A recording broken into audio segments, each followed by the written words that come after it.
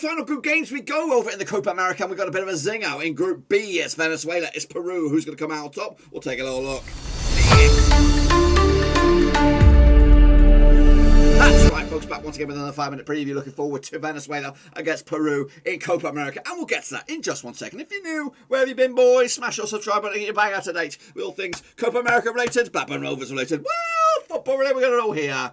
Under one Ruski, that's right. Looking forward to the conclusion of the group stages because, of course, those quarterfinals are right around the corner. Will Venezuela or Peru be there? We'll take a look at that in a minute. Big shout out to the VIPs. They are the Patreons. Thank you for your continued support as we try to get up to 25,000 subscribers. So make sure you bang the subscribe. So here we go, lads. Drop in the deep end then, shall we? Venezuela up against Peru on the 27th of June at the Maria Garinchka over in Brazil. That's right. This is number 5, round 5 of the match day. It's Peru, it's Venezuela. Peru, of course, managed by Ricardo Gacheca. They've actually won the Copa America twice in the past, been in the top 4 16 times, and last time out they were the runners-up. They ain't no slouches, guys. Currently ranked 27th, though, in the world according to FIFA.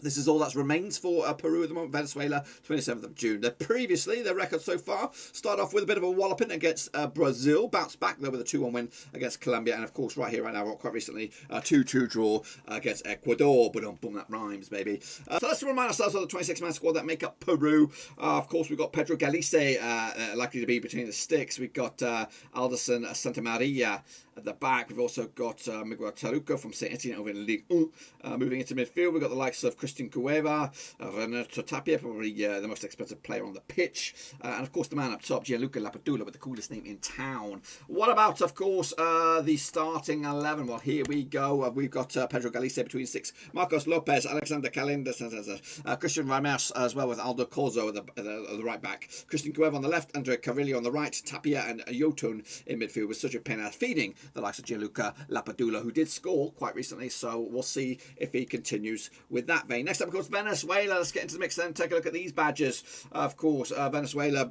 managed by Jose Peseiro. Their best ever performance in the Copa America was 3rd back in 2011. They've been in the top 3 / top 4 once, and that was that 3rd place finish. Last round, they made the quarterfinals, of course. This time around, they're currently ranked, according to FIFA, 30 in the world. This is the resume right here, right now. Just this one to complete the set. Prior to that, they did lose to Brazil 3-0. They drew with Colombia 0-0, and they also drew with Ecuador 2-2 to leave them in a bit of a precarious situation. They need to win this game, I think, to get through to the quarterfinals. Let's remind ourselves again of the squad for Venezuela. Here we go. We've got the likes of Joaquin Varines between sticks on the books of Lens over in Ligue 1. Then we've got the likes of who else have we got in midfield with Roberto Rosales from Leganes in La Liga. Moving into midfield, Junior Moreno from DC United, Yangel Herrera, a big time player as well, and of course up top we've got the likes of Sergio Cordova from Arminia Bielefeld over in the Bundesliga, and Josef Martinez if he's fit and raring to go for this one. Let's take a look at my starting 11 for this one. We do have Farenes between 6, Cumana, Mego, Martinez, Lamantilla, and Gonzalez at the back. We've got Caceres, Moreno, Manzano, and Martinez in midfield with Fernando Agosteseta up top. Again, must-win scenario for Venezuela to get themselves into the discussion for the quarterfinals. Let's take a look at the situation between these two sides over the course of time. They played each other 15 times since 2003. 5 wins for Venezuela, 6 for Peru, and 4 draws. The biggest win for either two sides was 4-1 wins over the respective nation. Meanwhile, they both actually scored 20 goals against each other, which is around about 1.33 goals a game. Very, very even kind of Stevens. In fact, both sides come into this with 42% form as well. I would give the form maybe advantage to Peru. They've only lost once in the past 4 games. Meanwhile, Venezuela come into this without a win in 4, but of course just lost the once. Look at the situation in the table. Of course, Peru are 3rd, and I believe they're not qualified just yet. Neither are Colombia as well. To guarantee it, it's still very, very fine margin. The only thing that is done and dusted is Brazil are through to the next round. Venezuela, a win for them. They could jump all the way up as high as 2nd, depending on what goes on with. In fact, Colombia are done. They're hosed. Venezuela could go 2nd.